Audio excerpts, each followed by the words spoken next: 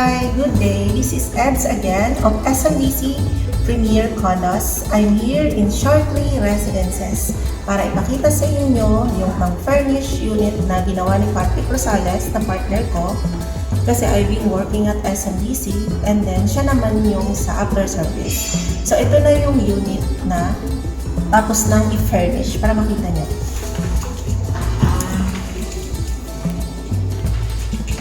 Yeah, this is it. So, ito yung furnishing. So, nakita nyo, may kasama na siyang mga utensils. Pag na-furnish kasi kami, gusto namin yung ready na yung gagamit na. So, ayan, mayroon na rin siyang mga cookware. Ayan, kantaran. Kasi ito naman is standard na to eh. Kung nakita mo yung mga first video ko, standard na. May kasama na siyang granite tiles, lower cabinet, may sink na rin, and upper cabinet, may exhaust. Ayan, ito yung dinagdag lang namin para hindi siya madumihan kasi painted wall lang yan eh. Para at least kung nagluluto, matalsikan ng mga mantika, so madali siyang linisin. Ayan. So, let's proceed na dito sa part na to.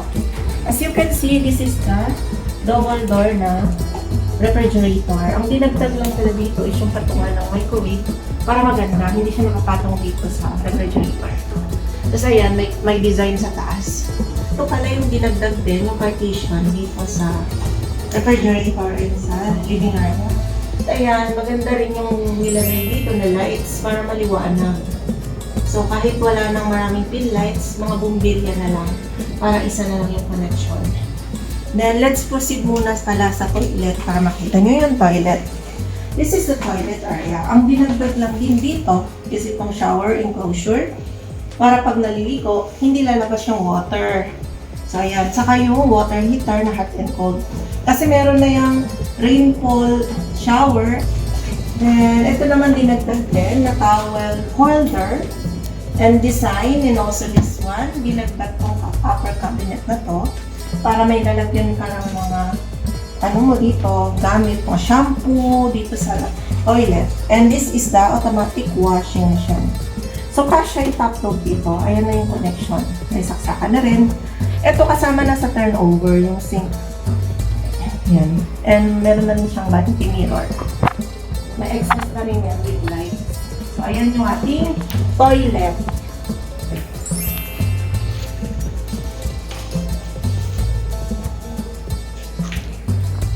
And punta naman tayo sa exciting part. This is the living area and the dining. This is the dining. Two-seater lang siya to maximize the space. And nilagyan na rin siya ng mga utensils here. Yan, may kutsara na rin yung kasama. And this one. Yan, para kung gusto magkape, ready na. And design naman, para hindi plain. Maganda yung may design dito sa dining. So, maganda. And also, nagustuhan ko yung part na to. Shoe rack. Saka lalagyan ng mga gamit. Ito. Kasi, ang condominium mas maliit yung space. So, we need to maximize every space. Yun ang pinagandahan dito. At ito naman yung clock niya. Maganda yung clock. Simple lang. Pero, ang ganda. Nagkaroon ng buhay dito. Dito sila ng design. Ang galing talaga mag-furnish ni Patrick. So, may kasama na rin itong intercom para pag may bisita ka, tatawagan ka na lang ng guard kung kilala mo yung bisita na yun. Para hindi ka na bumaba. Dinrill din nila yung remote dito. So, ayan. And this is the living area na. Ayan. As usual, ang nilalagay is sofa bed. Ayan. Para usable siya. Maganda siya for staycation eh. Kasi pwedeng gawing bed and sofa naman sa araw. And this one naman, as usual, lagi naman nilalagyan na throw pillow. 4 na piraso. And so, itong blanket. Para kung nanonood ka ng TV, nilalamig ka, pwede ka sa blanket. And also, the mirror. Wide na naman. Maganda kasi yung may mirror, lalo na sa family suite A with balcony na layout. And also, the family suite B with balcony na unit layout na merong mirror dito.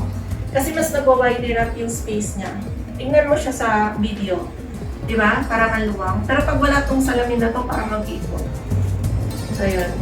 And this is the floated wall. Yan. And meron na rin siya dito, TV console. So, ang ganda, may strip light yan sa loob para maliwanag. And ito naman is smart TV. Ganda.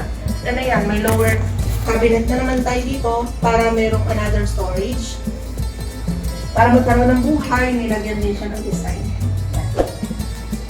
Yan, plants. Kasi nagilitan sa plants. And this is the coffee table. Dito na siya sa side na to para hindi na agaw space dito. Ang ating curtain, light color lang na gray. Yan. This is with balcony pala na facing amenity. Gabi na naman kasi ngayon. Lagi kasi kami gabi nag-vlog kasi as always laging busy. So tapos na yung mga transaction. Yan. So let's proceed na. Ito nakaka-excite dun sa ating bedroom. Ito yung bedroom. Ito ang bedroom. Kasya yung queen size bed. Napagkasya namin siya. Maganda kasi meron another storage here. May kasama na rin blanket. Yan. So maganda. Pag pinarnish kasi ni Patrick, talagang kumpleto na yan. May unan na, may throw pillow, may design. Ayan naman yung ating fan light. Ang ganda ng fan light na nilagay ngayon. Ayan. Iba. Marami din color. Tricolor. Oo, tricolor siya. So ito, sisindi na natin. Para at least, malamig pa rin dito sa room na to kasi wala siyang lalagyan para sa aircon eh. Pero may butas siya dito. Tignan niyo, may butas. Ayan o. Para makita niyo. Ayan, yung butas. Para may pasukan pa rin yung aircon. So, hihigupin na lang nito yung lamig. Diba? Ang maganda rin pala dito sa bed na to, may lights dito. Para kung papatayin mo yung lights, ayan. Hindi masakit sa mata. Gusto mo nga matulog, di ba? Tapos, ito naman yung ating cabinet. Maganda na naman sa cabinet kasi merong lalagyan ng cellphone. Ayan. Laptop, cellphone, ayan, merong saksakan. Pwede ka mag-charge. Kasi lagyan din dito ng bookshelf sa design. Ayan. Ito yung cabinet. More storage. Kasi sa condo, maganda, maraming storage. Para at least walang nasasayang na space. Kasi nga million nga ang condo. So, we need to maximize every space. So, ayun. Papakita ko at ipa-flash ko dito yung picture ng unit para mas ma-appreciate nyo. Again guys, this is Ed's Realty Guy PH. Don't forget to like, share, and subscribe my YouTube channel. At sa mga future investor dyan na gusto mag-invest, just comment down below. You can contact me from my Viber WhatsApp. Thanks for watching guys. See you from my next vlog.